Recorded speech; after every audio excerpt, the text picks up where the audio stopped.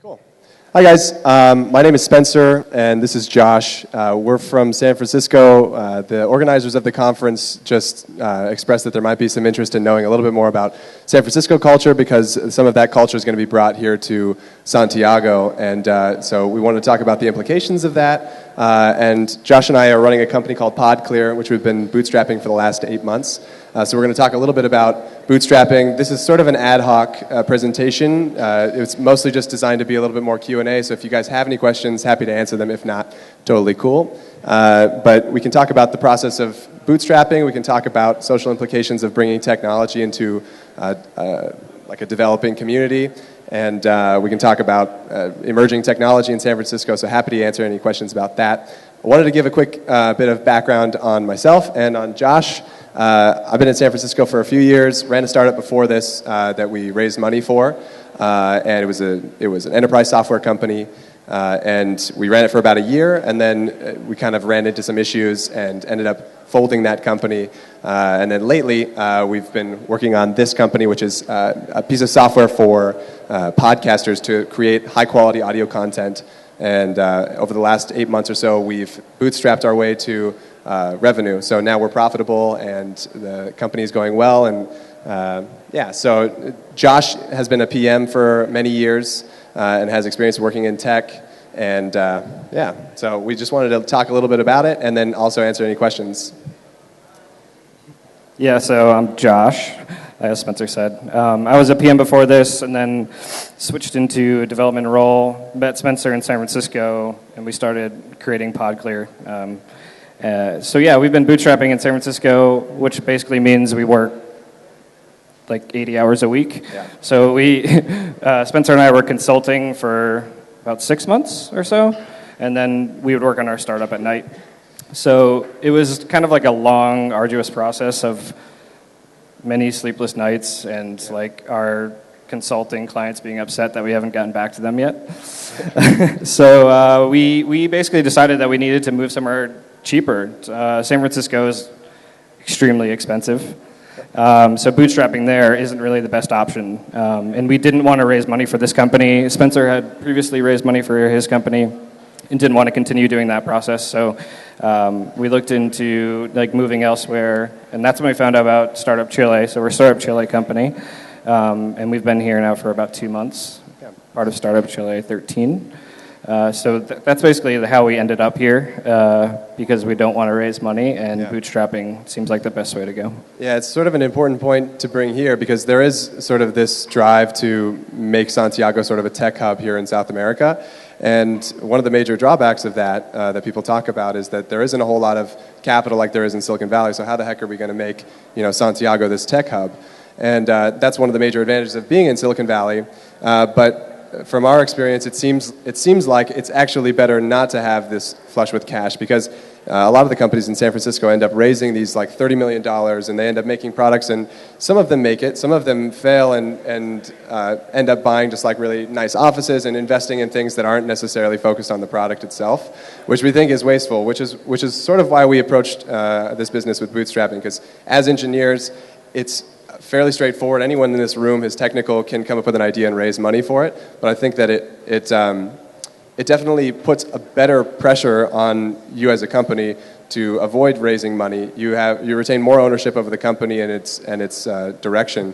And overall, it's been beneficial for us because it's put us in just the right position to sort of keep us moving forward in a quick way and making sure that we're making smart financial decisions. So just know that even though Santiago isn't necessarily investing in smaller companies yet, it's not necessarily that important. So if you have an idea and you want to create a business of your own and you have things that you want to build, definitely don't think that you need someone else's money to do so. Everyone in this room has the skill set to build that company, and it can be wildly successful and become profitable very quickly. Yeah, and just to add to that point, like this is taken directly from our experience, but don't wait to release your product and don't wait to charge your users until you have like your dream product, because that will take forever. Yeah. You'll be working on it for your entire life.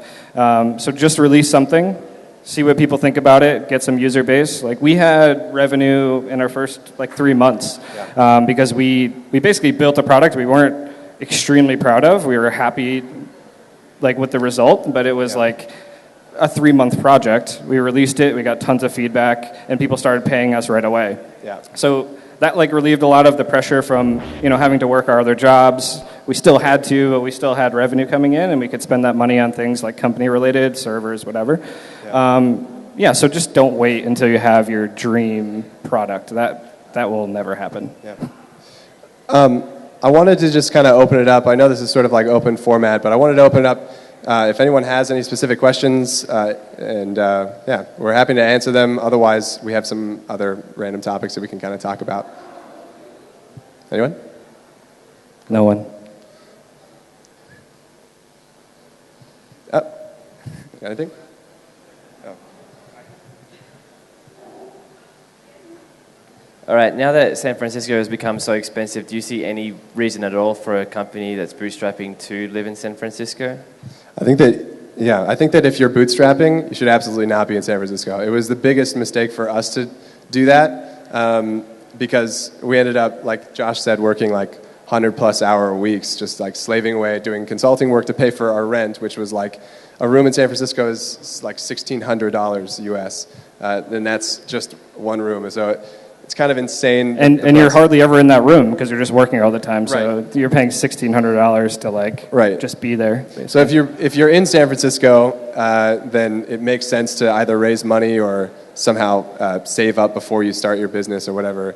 But it's absolutely insane to bootstrap in the city without killing yourself with work. The counter to that is that the environment there is kind of electric, and you can get a lot of inspiration from other people. So that's one of the reasons to be there. But if you already have that, I don't think there's much of a reason to be there until you've actually built something else.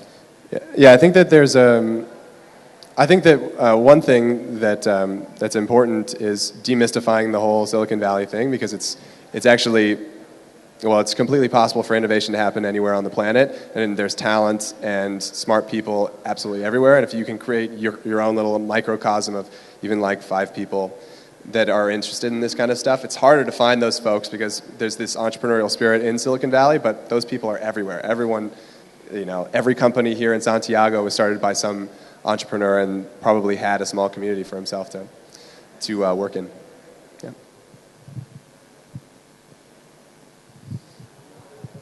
So that's more of a question for the PM, I guess. You have a software product which is entirely virtual, so that's the reason you can allow yourself to be outside of where your customers are, right? But do you figure that at any point you will actually need to fundraise to scale, probably? It's a great question. It's something that Spencer and I have talked a lot about, which is at some point, if we want to scale very large, then we may need to do that. We sort of have a plan in mind where we're going to grow slow over time and hopefully never have to raise. That's not to say that we wouldn't raise money if the situation was right, if the deal was right, and which markets we switch to next. So right now we're highly focused on podcasters, but there's other markets for our software, and to get into those markets we may need money. But you're right. I mean, it's virtual. We can be anywhere.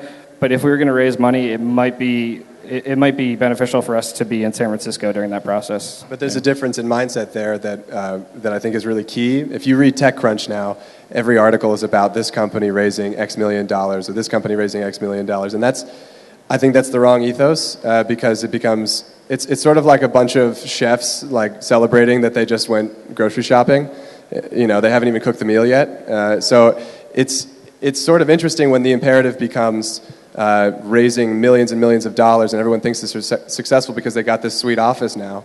And we would rather run our company in a way that the company has legitimate value in itself. We don't need to raise money, and raising money will only be fuel on the fire. And it's not it won't be necessary at that time. It'll be a cool option, and I think that's most important. Yeah. Anything else?